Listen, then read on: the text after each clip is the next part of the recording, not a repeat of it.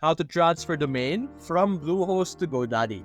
So hello guys and welcome back to today's video. In today's video, let's show you how you will be able to transfer your Bluehost domain to your Godaddy domain. So first things first, you're going to navigate to your domain and open the Manager tab. I can't show you guys right now because I don't have a domain in Bluehost, but the two things that you just need to look for are the domain lock and authorization key. The domain lock is something you will be able to disable, while the authorization key is something you will be able to receive. Going to GoDaddy, under the domains, you will be able to see the option Transfer Domain Names. Selecting this will allow you to view this page over here. Simply enter the domain name that you want to transfer.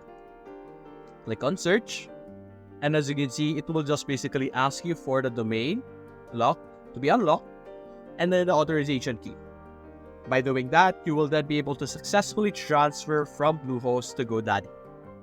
So that's basically it guys. If you enjoyed this video, leave a like and subscribe. Thanks for watching.